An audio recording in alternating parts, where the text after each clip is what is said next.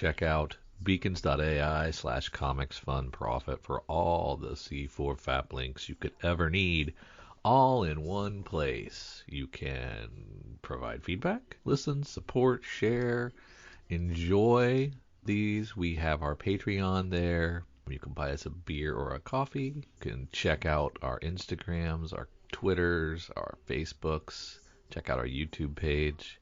You can email us. You can listen to our podcasts on Patreon, if you're a subscriber, on Apple Podcasts, Spotify, on Podbean. We have Google Podcasts on there. We have an Amazon wish list. You want to buy Kyle and I something? Fine. You can do that here. We appreciate it. We have Kyle's RPG podcast listed on there, so you can check out his Dork Day Afternoon offerings. We have Cowabunga links, so you can check out the Cowabunga Deep Discount FOC and pre-order list. Get on that. That's RLCS, so you can check that out as well. And we want to just give you opportunities to say hi, to check out what we're doing, support us if you would like, or just listen. Check out beacons.ai/comicsfunprofit for all the C4 FAP links you could ever need. Thanks. Back to the show. Aloha, it's Jason from Hawaii. Welcome to a special edition of the Comics for Fun and Profit podcast. In this episode, I will be interviewing Eisner winner comic book creator Kel McDonald. They are here to promote their latest Kickstarter, Murky Water. It is the fourth volume of the webcomic The City Between.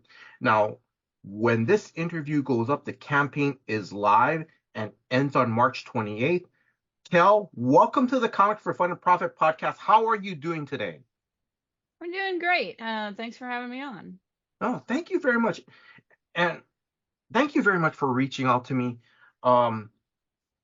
So thank you very much. Now, listeners, I'm going to go over some of Kel's past and current works. They are an editor at Iron Circus Comics. They have won an Eisner for editing You Died, an anthology of the afterlife from Iron Circus Comics, and was an Eisner nominee for the Stone King. Now, this was, Kel, correct me if I'm wrong, this was first came out as a Comixology original, and then later was printed, was printed through Dark Horse in 2022. Is that correct? Yeah. Right. Now, they have written. Now, listeners, you may know Kel's work from her from their web comic Sorcery 101. Now, these are available in almost like an 800-page omnibus format. Is it like 2 volumes? Yeah, it's 2 volumes that are 800 pages each. So also too, Kel has written cautionary fables and fairy tales. Of course, The City Between stories, the first 3 volumes, Fame and Misfortune, The Better to Find You With, and The Dead Deception. Also, they have written through Dark Horse, Misfits of Avalon, and Buffy the High School Years. Kel, is there anything I missed, or is there something you want the listeners to like check out? That's a pretty good thing. The one just because it frequently gets overlooked is I wrote and colored a comic called Stars Hide Your Fire that came out through Iron Circus with my buddy Jose Pimienta. And since that one is kind of the one that most people don't know about, so people should go check that one out. Just to give it a little bump. No, that's no problem. And then where can they find that? So that one, because it's put out through Iron Circus, it's on Amazon and Barnes and Noble. It's everywhere that you can get a book. You just have to find it online or request it at your local bookstore or comic book shop. Thank you very much. Now, listeners, again, I want to give Kel, a shout out. They sent me all 4 volumes of The City Between.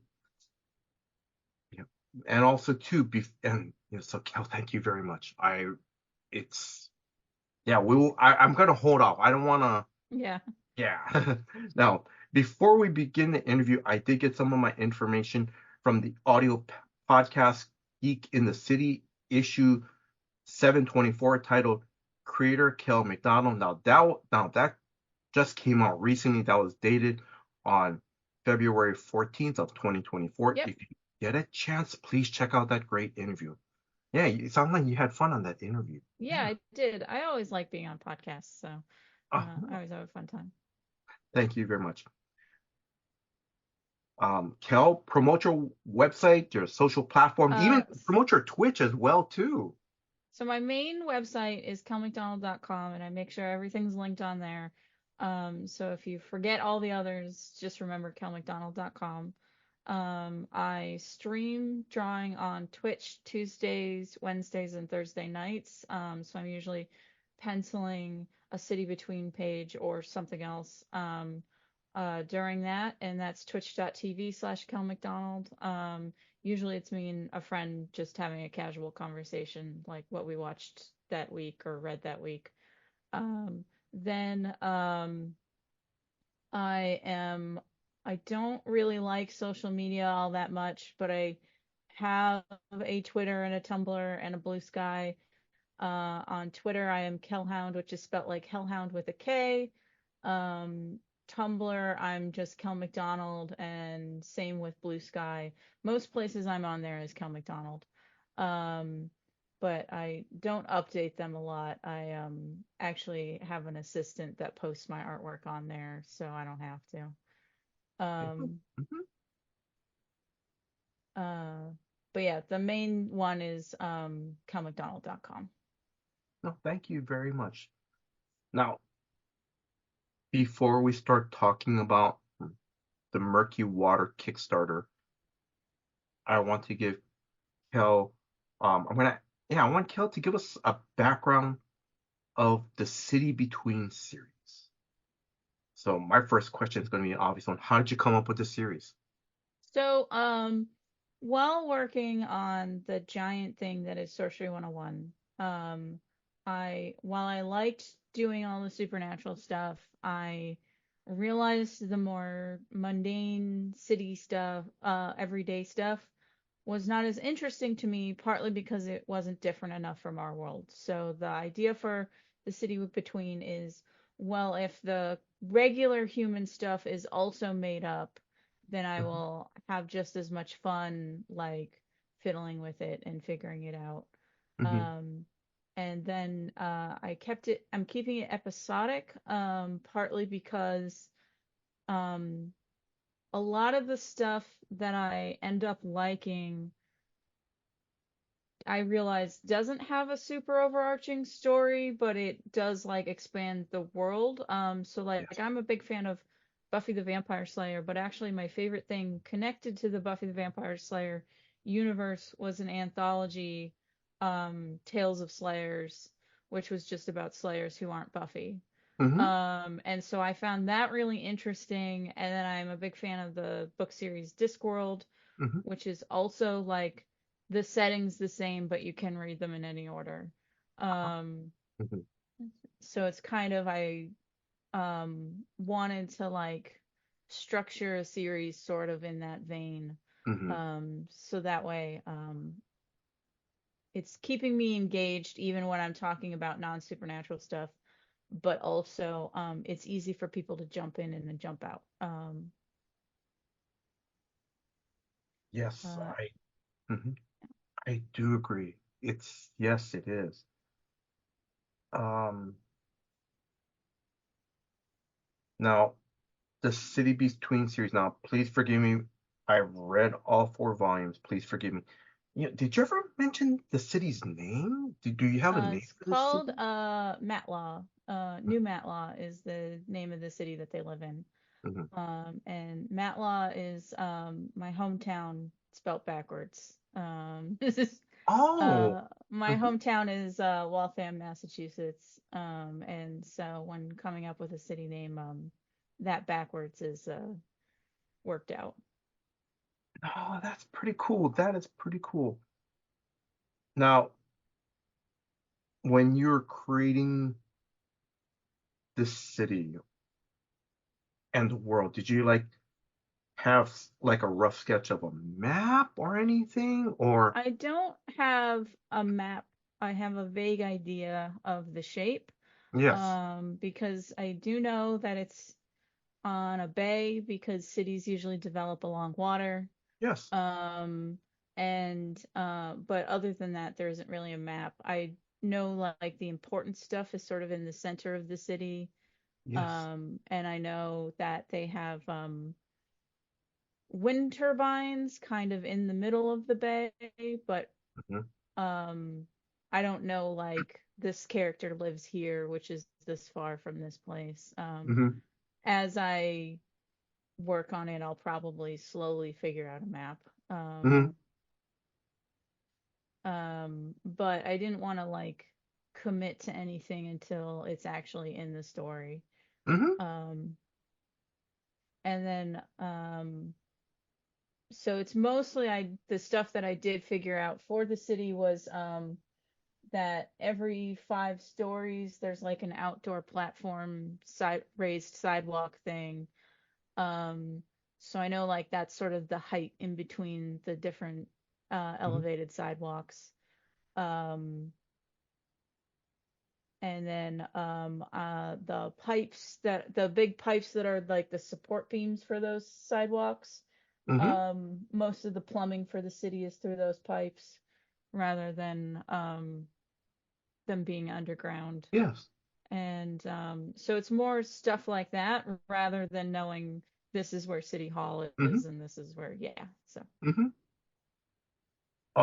Off the cuff question and I think it's gonna tie in a little bit to what I'm gonna ask is that but let me go back to this question then.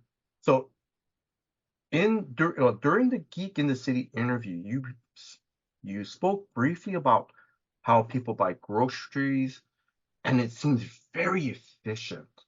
You know. um, so it's basically one of the things about making the city different is I wanted to make it more left than our real world. Mhm. And it's also there's some wish fulfillment things because I feel like sometimes with fiction we get so caught up in dystopia Yes. that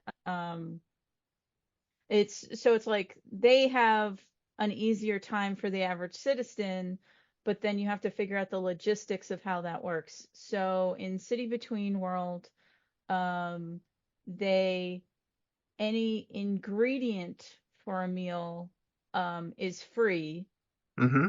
but if something is already prepared, um, then you have to pay for it. So you're paying for the labor that went into making the meal rather Mm-hmm. than the actual produce and food.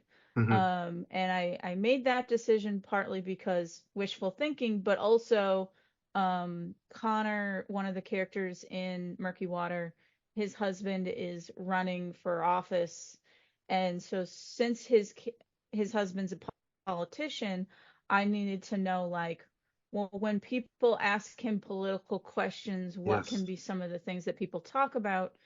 So with the ingredients are free, but prepared stuff is not, you get to like obviously making if you buy a box of cookies that are already made, Mm-hmm. like you have to pay for those.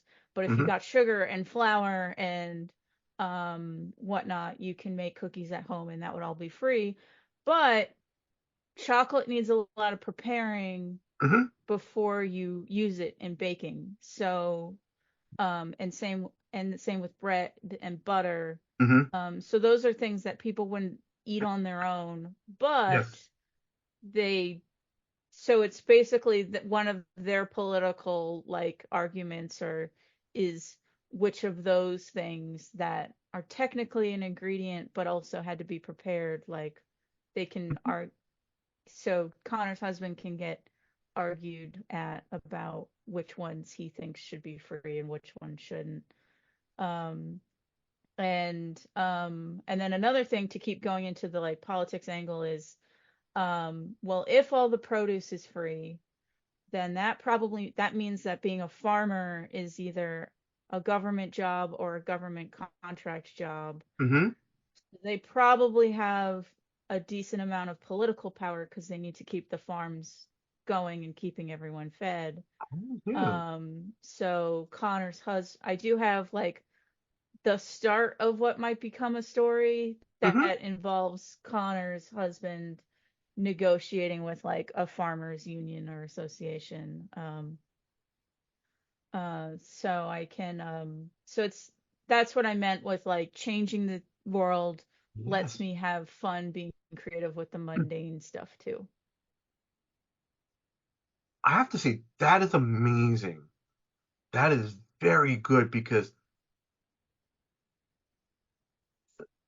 to think, I mean, literally to think about all the little intricacies of it.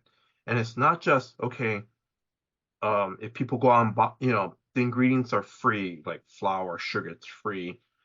You, but you went into a little bit more details of, you're looking at um, the politics side of it. You're also looking at the social economic side, like, okay, so what about farmers? You know, what roles do they play in? And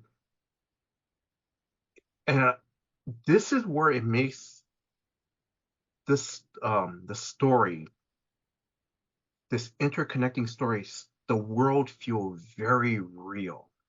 It it um And also part of the structure of the city between is like other fantasy stories do have like the author has thought about those things, but they're not important to the story, so they never make it in. But with the city yes. between, because since they're short stories that I can jump around, um, obviously that thing I said about the farmers doesn't affect any of the stories that are out now. But like I said, I have the freedom to follow a Hmm. story that does focus on that. Hmm. Um, so that was also part of the when designing the series that I can jump around like that. because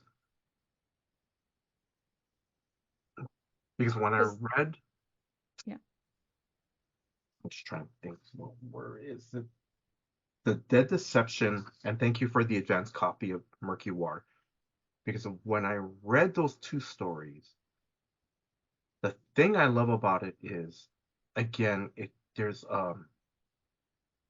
and I know you probably didn't, it's not intentional on your part, but I love it because you, like I said, that this world, these, it feels like it's a world that's really lived in.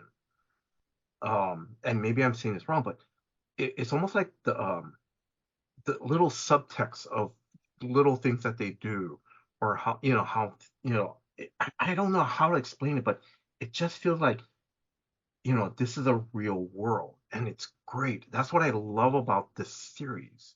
And again, you don't have to keep putting out, news flash, farmers yeah, go on strike, or something, but there's just the little details into it. And I'm gonna hold off because I don't want to talk about it until we start talking about Murky Waters, because I love the beginning scenes, and that's great.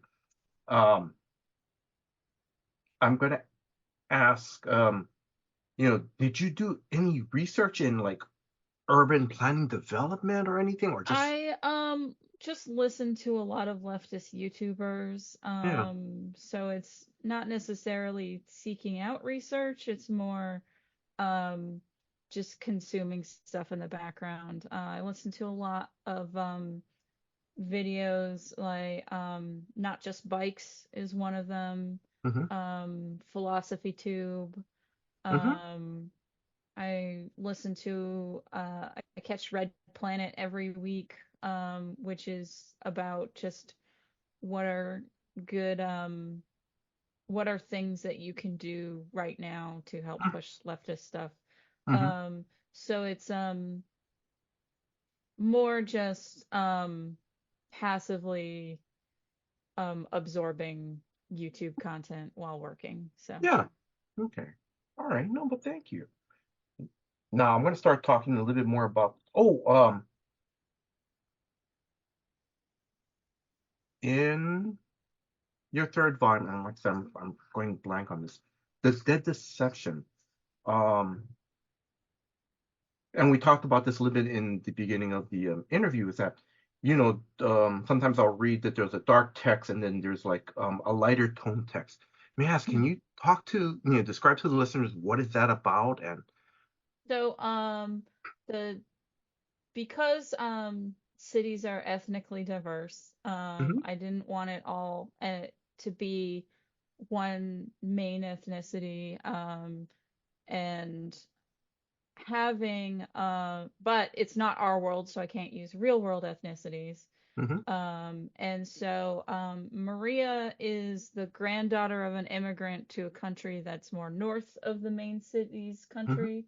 Um, and when she is speaking Murdican, which is the language that they speak in the other country, is I changed the text color yes, to just so that way I didn't have to make up a made up language. yeah, Um, and also because um, it's easier to have that flow in a balloon if she's switching back and forth in a sentence true. than doing the little brackets translated hmm from thing. Um, and also it's toned because if in the future I want to do a story where a character doesn't understand American but is listening to someone speak it, I can sort of do smudgy, scribbly letters to so that they know that someone is speaking that language, but they don't know what's getting said. So like if hmm um, Connor does not know American, but he mentions that he does know the word for werewolf and dog. So hmm like if that a conversation was from his point of view, it would be like squiggle, werewolf, squiggle, squiggle, squiggle, hmm like so hmm uh hmm No, but that's great. That's great that you did that. That you changed the color of the text because that's right. Because when I'm reading a story, and it's okay if some creators they put in like if someone is speaking Japanese or mhm. or another language and they put it in those characters, that's great. That's good for them. But sometimes reading the story and reading uh, I sometimes I get pulled out of it. But this Mhm. one, it's like I like it because when Maria is talking to um It's oh Jorge and then the lady whose apartment is broken into in the Dead Deception are the two people that she speaks American with. yes, and I love it because it's great because I can still follow the conversation, you know, and what's being said. So yeah, so thank you very much for explaining that part. I want to talk a little bit about the supernatural part. Like, did you have now this world has wolves, has now fairies have been introduced in Fortune and Miss Fame and yes, Misfortune. Fame and Misfortune. And also too, like did you like have a Bible or something of how um how they interact in the world or just an idea Yeah, of so how I have notes. I have notes that are about the regular world, both the supernatural world and about character backstory. hmm And but also a lot of it is kind of general ideas, like the werewolves take care of each other better than other supernatural yes. creatures. Because I'm a firm believer in werewolves are the proletariat of movie monsters. That's sort of my joke explanation.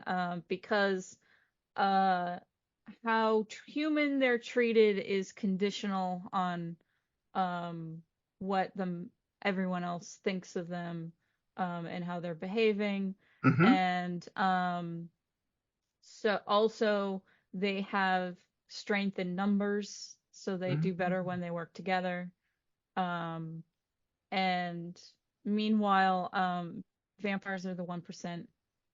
And the fifth volume that's going up on my website now, Shards of Reflection, is all about a newbie vampire.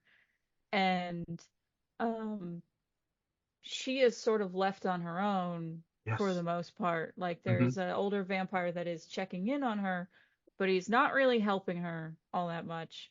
Whereas Connor is always giving advice to Jorge. Mm-hmm. In The Dead Deception and Murky Water. In Better to Find You With, Jeff actively seeks Yes. out the newbie werewolf. Like he saw Yes. signs that there was one, so he actively went looking for them Mm-hmm. to help them out. Um, Rebecca is criticized in Fame and Misfortune for Yes. not like being active about helping a new werewolf. Mm-hmm. Um, so there's more of a support system for werewolves because they have more community. Whereas vampires, it's every vampire for themselves. Mm-hmm.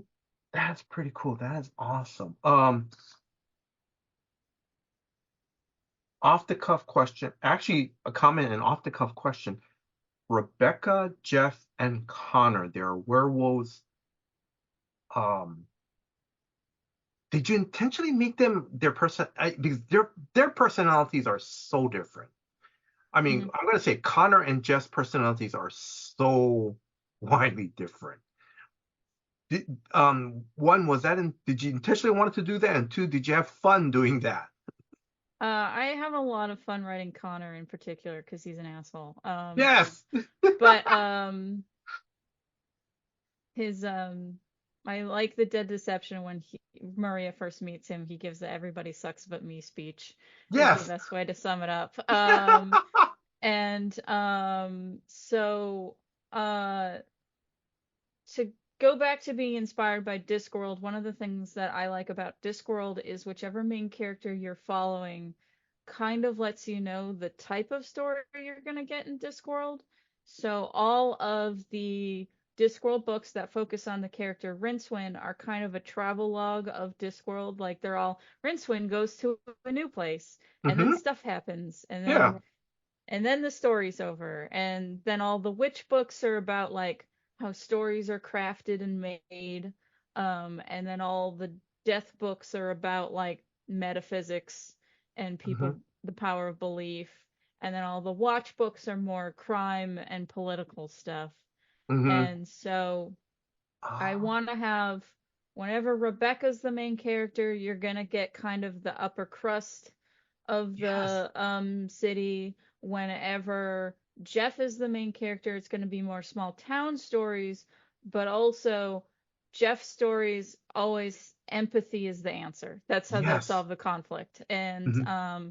And then Connor, I can do more noir stuff, so he's a dick because noir stuff is more Mm-hmm. morally gray and so it's kind of also they're sort of those three are the spectrum of how much they care about respectability politics of werewolves. Mm-hmm. Um, Connor, whose husband is a politician and he's a cop.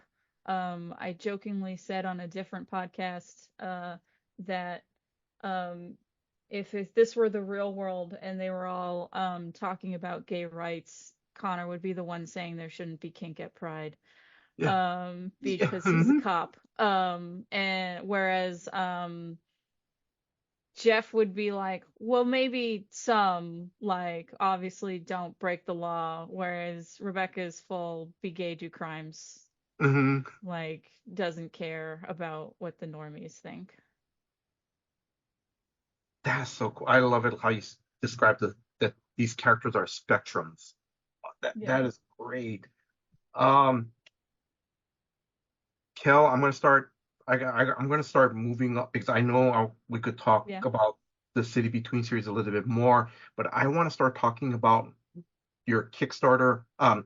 I want to start talking about your Kickstarter, Murky Water. So, for the listeners, what is the story about? So Murky Water is the second case that Connor Burke and Maria Pimienta are working together on, and the second quote unquote snowy case, which stands for Supernatural Otherworldly Investigations.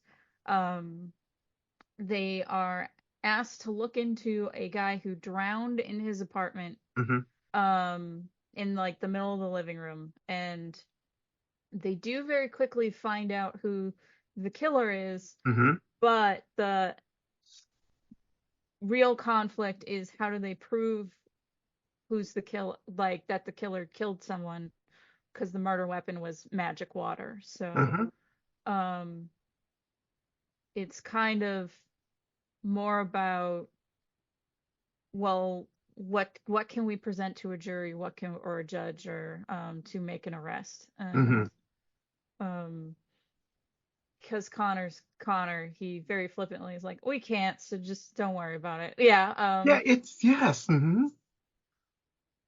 And I like this story because the complexity, the dialogue, you know, it's not a simple, clear-cut story because there's a lot of gray areas. There's a lot of issues that are brought up. And like you Mhm. said, Connor keeps going, there's nothing here. We can't prove anything. Let's just, hey, let's just go, I want to go grab, I need to go grab more donuts, or I need to go, buy, a steak hamburger. Come on, Yeah. Um, the other thing I also want to point out too was because in your email, when you're talking about, that this is an urban fantasy set into a futuristic city, the other thing you also mentioned too that you also mentioned about was how in this world that there's always cameras everywhere. So it's hard for supernatural beings. Um, please, I'm going to ask you maybe if you can talk about a little bit more about that. So the deal is that the world knows werewolves are real, Mm-hmm. and basically, as cameras became more common, and technology became more advanced, supernatural creatures, some of them realized that they weren't going to be able to hide for much longer. And Connor intentionally revealed to the world that he was a werewolf, and they're using werewolves as sort of the testing ground to see how humans will react to supernatural in general. So the world knows about werewolves, but they don't know about people that can control water, and they don't know Mm-hmm. about vampires yet. Um, so Connor is the first and only open werewolf on the police force, Mm-hmm. which is why he gets all the supernatural cases. Mm-hmm. Um, and he does usually figure out the answer, but if it's something the world doesn't already know about, he then's like, it's unsolved, and like Yes. Yeah. goes to do something else. So he's not wasting his time. Um, and Maria, as newly assigned, is more into law and order and Yes. was like, no, we should like follow through. Mm-hmm. Um, but she's in for a frustrating path. And so part of Yes. it is Mm-hmm. Connor's got more experience with the cases, but also he's being lazy. So Mm-hmm. so it's a little bit of both. Because the other thing I want, because I just want to point out, because Fame and Misfortune subtly starts using, like the video camera, because there was that like a paparazzi person, with their like one Yeah. camera lens on their glass eyeglass. Um, but also too, but I love it in Murky Water. It's expanded a little bit more because I remember there was one scene where, correct me if I'm wrong, I think there's a crime scene or for Connor and Maria, they have to have their camera on at all times. It's on their uniform. And I Hmm. think Connor would like signal her something. He'll point to the camera piece on his chest, and he goes, Yeah. "Okay, hey, let's go for lunch." And Maria will be like, "I'm not hungry." No, well, I'm hungry. You know. And it's yeah, doesn't talk about the supernatural when they're on camera. Yes. Yeah, he does signal to her that he's not gonna talk about it until they got their cameras off. Um, The thing I love about it too, it's a little bit, it's but it seems to be more um part of the story in Murky Water. And I love it. It's great. Um, and I it's just lost. mentioned in Dead Deception that the Yes, Connor keeps getting in trouble because he's turning his camera off. yes. Mm-hmm. or interfering with it in some way. Um, so um, and that was one of the things where like um, cops having cameras in their badges Yes. Mm-hmm. is to prevent abuse, but also some people might object to it being an invasion of privacy, which is Yes. why there's the scene in Murky Water That's the where a character asks the cops to turn their badges off, and Maria has to recite a thing that's like very clearly yes. something she's memorized and had to say multiple times. Yes. Mm-hmm. Yeah. Because that's the interesting about the camera too. Like you said, not only to prevent abuse, but then also to other people, like either they're talking to witnesses or suspects, they're kind of going, oh wait, I don't want to be filmed. Yeah. You can't, and but that was a very good point I liked in the story too. Um, I'm going to continue on because I want to slowly start wrapping things up. Um, I love your art style. It has a nice anime vibe to it, not manga, but anime, and I love it. It's great.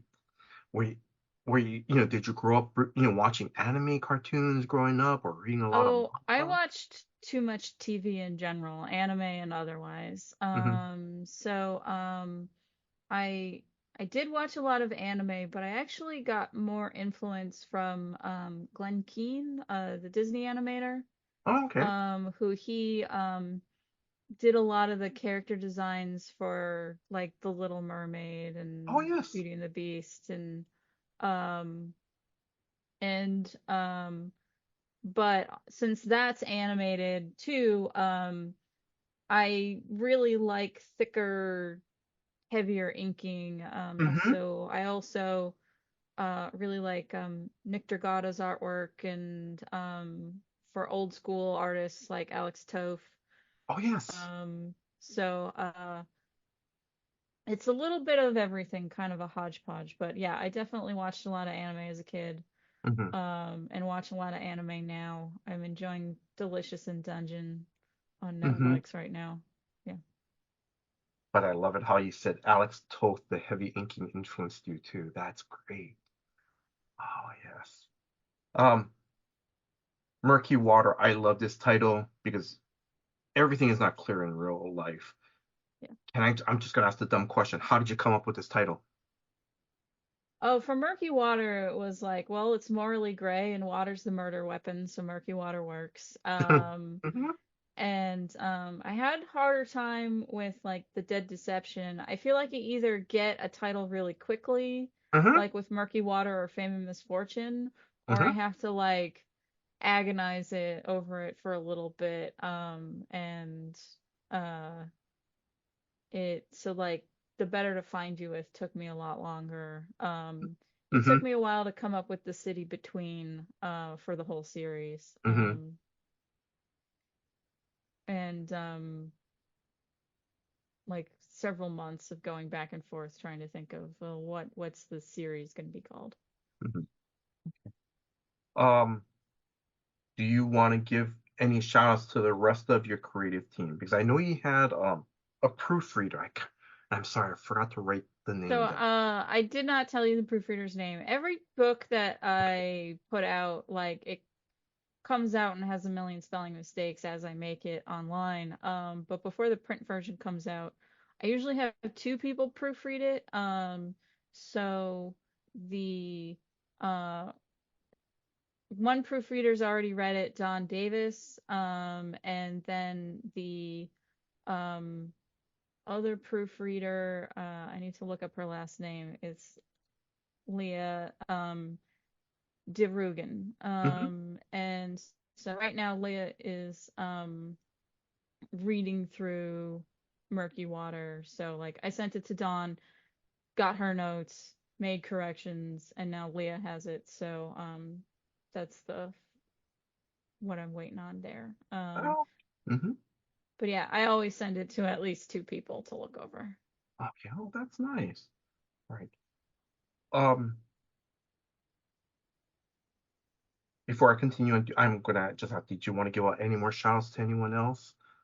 Um, really am enjoying stuff that Meredith McLaren is making. Mm-hmm. Um, right now we're working on a different book together.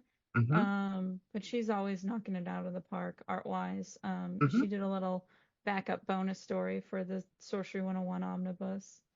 Oh, that's Um, nice. Mm-hmm. yeah. So,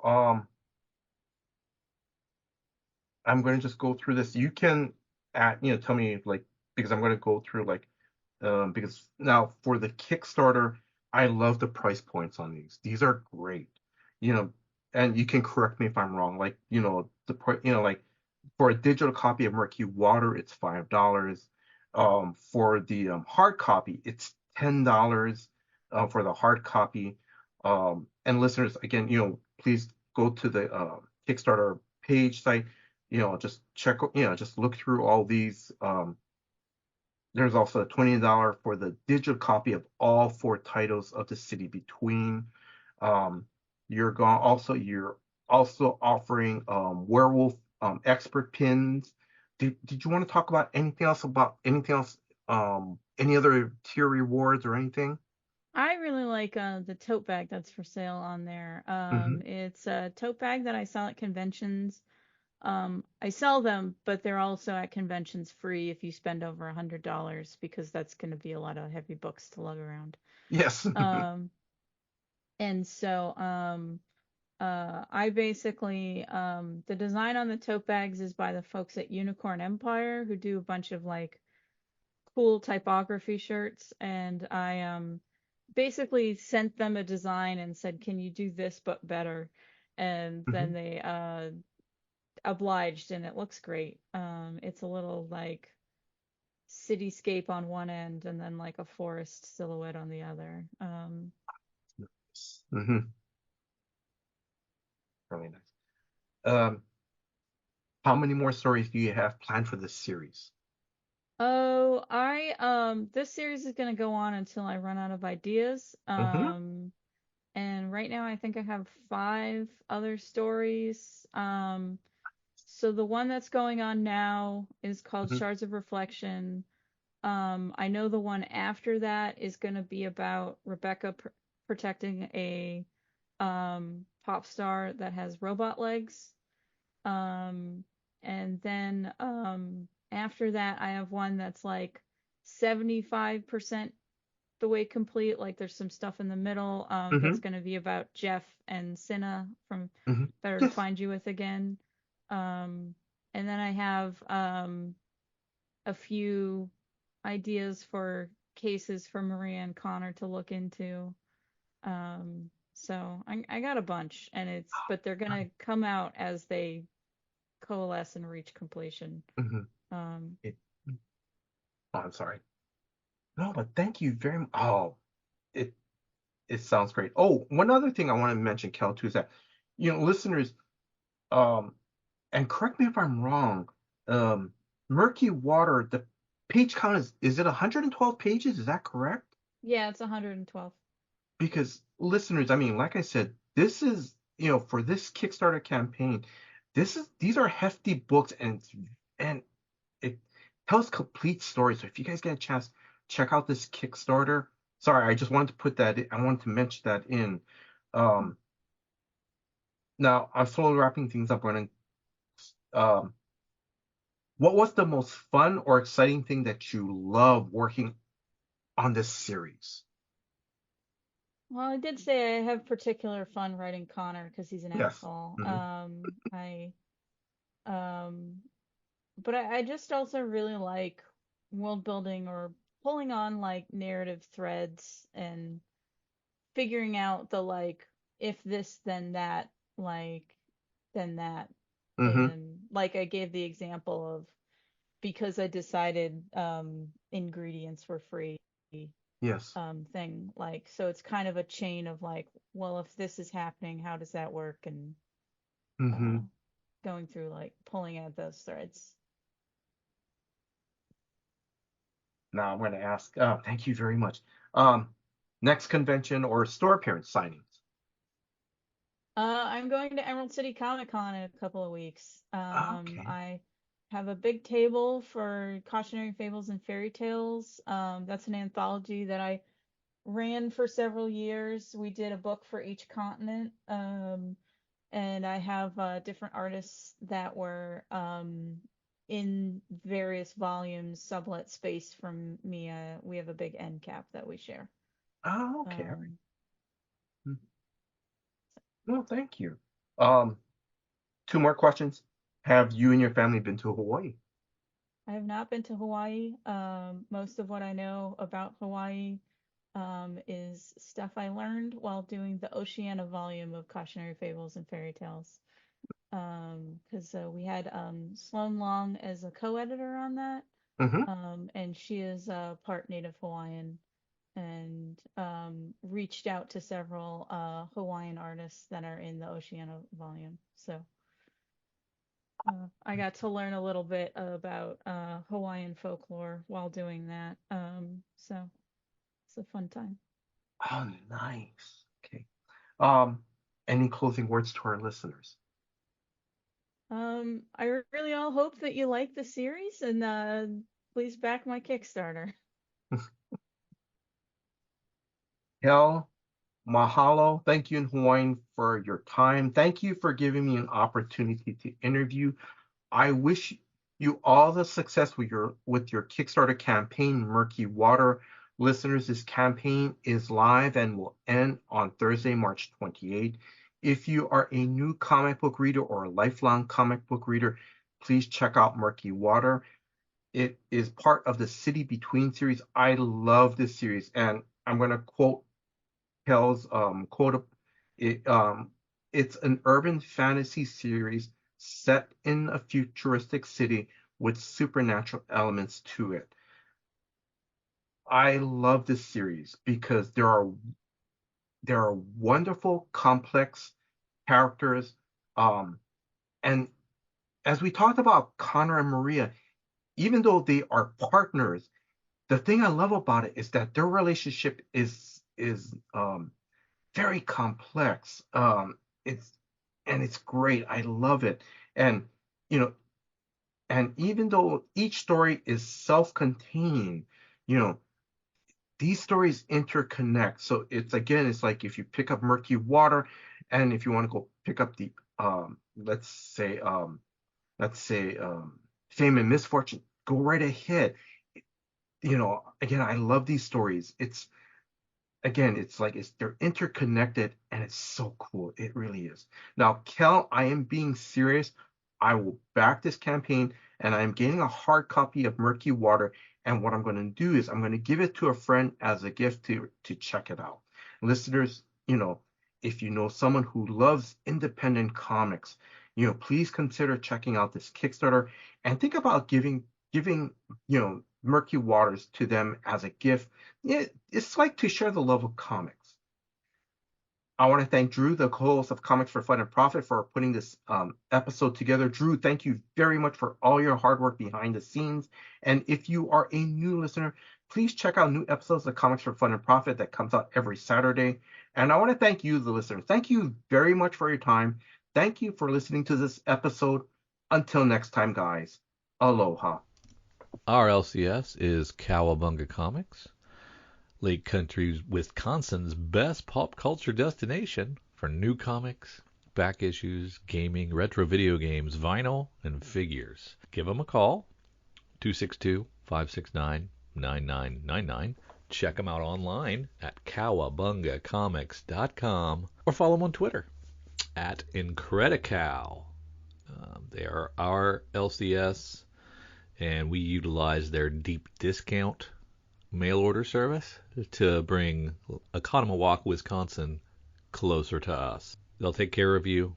Tell them Drew and Kyle sent you. Say hi to Eric and James from us. If you need an LCS, you can't go wrong with Cowabunga Comics.